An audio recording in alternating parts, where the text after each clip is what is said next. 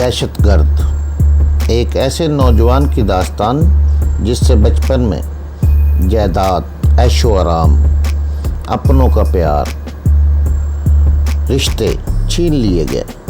حالات کے چنگل میں پھنس کر وہ جرائم کی دنیا میں داخل ہوا۔ محب وطن ہوتے ہوئے ملک دشمن قرار دیا گیا۔ انڈیا گیا تو قدم قدم پر موت نے گھیرا، مگر اس نے انڈیا میں انڈیا کی بینڈ بجائے رکھی۔ داستان کی طرف جانے سے پہلے چینل کو سبسکرائب کریں، لائک اور شیئر کر کے اپنی محبت کا ثبوت دیں۔ ایک دل ہلا دینے والی داستان، دہشت گرد۔ دہشت گرد کس طرح برداشت؟ گرینڈ ماسٹر تم سے ایکسکیوز کرے گا، میں نے تذیق آمیز لہجے میں کہا۔ یہ کوئی اندھوں بہروں کی تنظیم نہیں ہے گلوریا جو گرینڈ ماسٹر تم سے ایکسکیوز کرے گا۔ گلوریا کی آنکھوں سے گویا شعلے نکلنے لگے۔ اس نے بفر کر کہا، تمہیں شاید میری طاقت کا اندازہ نہیں ہے، اس لیے ایسی باتیں کر رہے ہو۔ میں آج رات گرینڈ ماسٹر سے بات کروں گی اور پھر تم دیکھ لینا میں کیا کرتی۔ میں نے اسے مزید چھیڑنا مناسب نہ سمجھا۔ اس نے اپنے شولڈر بیگ کی جیب سے ایک ڈائری نکالی اور اس کی برگردانی کرنے لگی۔ پوری ڈائری مختلف ناموں اور فون نمبروں سے بھری ہوئی تھی۔ وہ بال پوائنٹ سے کچھ مخصوص ناموں کو انڈر لائن کرنے لگی۔ میں خاموشی سے اسے دیکھتا رہا۔ اس دوران میں ناصر اٹھ کر چلا گیا تھا۔ تھوڑی دیر بعد اس کا ملازم حضور بخش کافی لے آیا۔ اس کے پیچھے ناصر بھی تھا۔ گلوریا اپنے کام میں اتنی محو تھی کہ اس کی کافی ٹھنڈی ہو گئی۔ ناصر نے حضور بخش کو بلا کر دوسری کافی لانے کو کہا۔ ڈائری کے بہت سے ناموں کو انڈر لائن کرنے کے بعد اس نے ڈائری بند کر دی اور ناصر سے بولی، یہاں کافی کے علاوہ بھی کچھ کھانے پینے کو مل سکتا ہے؟ ہاں، چائے، کولڈ ڈرنک، ملک شیک اور سادہ پانی، سبھی کچھ مل سکتا ہے۔ ناصر نے ہنس کر جواب دیا، حالانکہ اس کا مطلب وہ بھی اچھی طرح سمجھ رہا تھا۔ گلوریا میری طرف مڑ کر بولی، اپنے دوست کو بتاؤ کہ میں کیا پینا چاہتی ہوں۔ اس کی بات پر میں اور ناصر دونوں ہنسنے لگے۔ ناصر نے سنجیدگی سے کہا، وسکی فی الحال تو یہاں نہیں ملے گی، مگر میں شام تک انتظام کر لوں گا۔ گلوریا شانے اچکائے اور کافی پینے لگی۔ میری نظریں اس کی ڈائری پر جمی ہوئی تھی۔ مختلف نام، ٹیلی فون نمبر، ایڈریس دیکھ کر ہی مجھے اندازہ ہو گیا تھا کہ یہ ڈائری بہت اہم ہے۔ میں نے سوچا اگر کسی طرح یہ ڈائری میرے ہاتھ لگ جائے تو مزہ آ جائے۔ پھر مجھ سے رہا نہ گیا اور میں نے گلوریا سے پوچھ ہی لیا، اس ڈائری میں کیا ہے گلوریا جو تم اتنے انمہاک سے پڑھ رہی تھی؟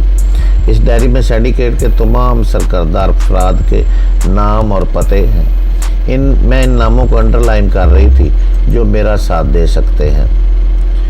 صرف پاکستان میں اتنے افراد ہیں؟ میں نے تجاہل سے کام لیا۔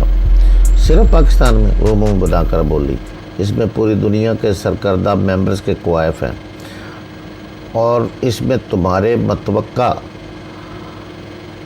کتنے ہیں؟ میں نے پوچھا۔ 100 سے زیادہ ہی ہیں، گلوریا نے پرخیال لہجے میں جواب دیا۔ پھر کچھ سوچ کر بولی، یہاں کے مقامی بدماشوں سے تمہارے تعلقات ہیں؟ میں کوئی چکا یا بدماش نہیں ہوں جو بدماشی سے تعلقات بھی رکھوں گا، میں نے جھنجھلا کر بولا۔ مجھے اس کی بات پر واقعی غصہ آ گیا تھا۔ میرا مطلب یہ نہیں تھا، وہ ہنسنے لگی۔ ہنستے ہوئے کم بخت مزید دلکش لگتی تھی۔ میں صرف کرائے کے بدماشوں سے کچھ کام لینا چاہتی ہوں۔ اس کا مطلب یہ نہیں ہے کہ میں بدماشوں سے کہ آپ کی بدماشوں سے دوستی بھی ہو۔ بدماشوں سے دوستی تو ہے، میں نے طنزیہ لہجے میں کہا، اگر تم بھی تو خود کو میرا دوست کہتی ہو۔ اچھا، زیادہ فری ہونے کی ضرورت نہیں ہے۔ اگر تم شہر کے کسی بدماش کو جانتے ہو تو فون کر کے اسے یہاں بلا لو۔ مزید آدمیوں کا بندوبست وہ خود ہی کر لے گا۔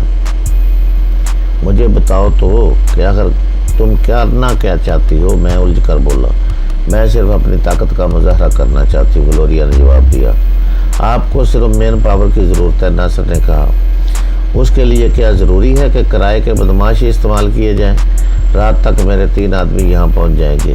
پھر یہ حضور بخش ہے، کامران ہے، میں ہوں اور مسٹر ناصر۔ آپ؟ گلوریا نے پوچھا۔ آپ بھی ہمارا ساتھ دینا چاہتے ہیں؟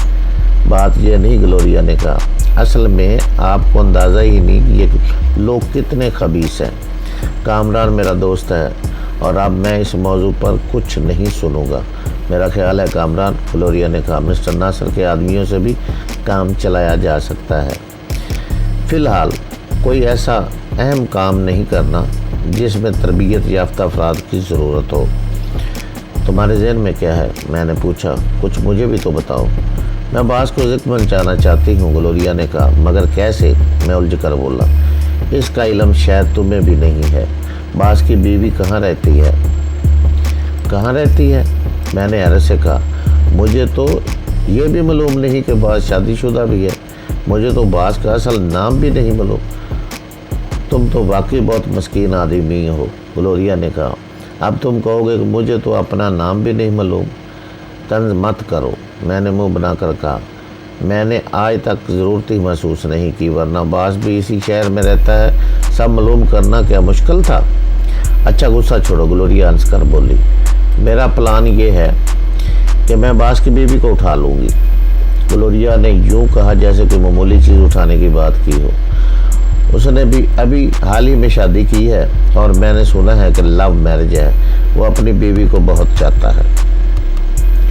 مگر اسے اغوا کر کے ہمیں کیا فائدہ پہنچے گا؟ میں نے پوچھا۔ اوہو، تم تو بالکل احمق ہو، گلوریا جھنجھلا گئی۔ وہ سارے شہر میں ناچا پھرے گا، پھر میں اپنی شرائط پر اس کی بیوی کو رہا کروں گی۔ مگر گلوریا، یہ طریقہ، وہ کوئی نیک آدمی نہیں ہے، گلوریا نے تلخ لہجے میں کہا۔ وہ خود بھی دوسروں کے ساتھ یہی حرکتیں کرتا رہتا ہے۔ اس کی بیوی کہاں رہتی ہے؟ ناصر نے پوچھا۔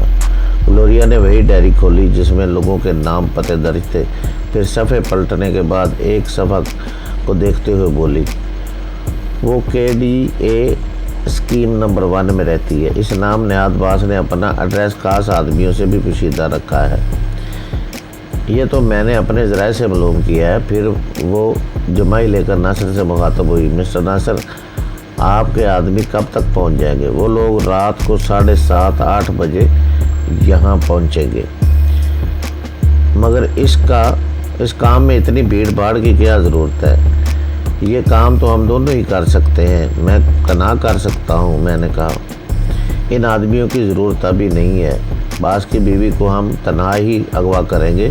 ابھی بس ایک کپ کافی اور پی لیں، پھر چلتے ہیں۔ آدھے گھنٹے بعد میں اور گلوریا KD اسکیم نمبر 1 کی طرف جا رہے تھے۔ ناصر نے بھی ساتھ چلنے کی کوشش کی، مگر میں نے اسے روک دیا۔ اس کام میں یوں بھی زیادہ آدمیوں کی ضرورت نہیں تھی۔ مجھے گلوریا کی معلومات پر حیرت تھی۔ اسے یہ تک معلوم تھا کہ باس نے لو میرج کی ہے۔ بقول گلوریا یہ شادی حال ہی میں ہوئی تھی اور مجھے اس کی اطلاع نہیں تھی۔ گلوریا کو امریکہ میں بیٹھ کر اس شادی کی اطلاع تھی۔ میں نے اچانک اس سے پوچھا، ہاں گلوریا، باس کا نام کیا ہے؟ کیا تمہیں واقعی نہیں معلوم؟ گلوریا نے حیرت بھرے لہجے میں پوچھا۔ اس کا نام عالم شاہ، بظاہر خود کو سندھ کا ذمہ دار ظاہر کرتا ہے، ممکن ہے کہ کبھی رہا بھی ہو۔ آدھے گھنٹے کے بعد میں اور گلوریا KD اسکیم نمبر 1 کی طرف جا رہے تھے۔ ناصر نے بھی ساتھ چلنے کی کوشش کی، مگر میں نے اسے روک دیا۔ اس کام میں یوں بھی زیادہ آدمیوں کی ضرورت نہیں تھی۔ مجھے گلوریا کی معلومات پر حیرت تھی۔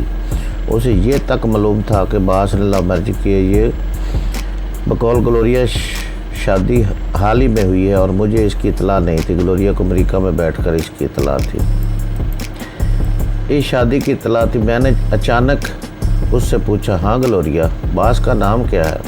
کیا تمہیں واقعی نہیں معلوم؟ گلوریا نے حیرت بھرے لہجے پوچھا۔ اس کا نام عالم شاہ ہے، بظاہر خود کو سندھ کا ذمہ دار ظاہر کرتا ہے، ممکن ہے کبھی رہا بھی ہو۔ اب تو اس کا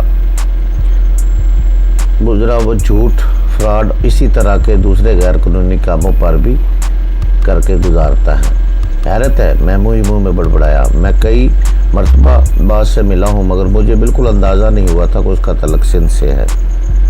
اس دوران میں ہم KDA اسکیم نمبر 1 پہنچ چکے تھے۔ ایک جگہ پہنچ کر اس نے گاڑی کو روک دیا اور ہم پیدل ہی روانہ ہو گئے۔ گلوریا نے باس کے گھر کا ایڈریس ایک علیحدہ پرچی پر لکھ لیا تھا۔ وہ مکانوں کے نمبر دیکھتی آگے بڑھ رہی تھی۔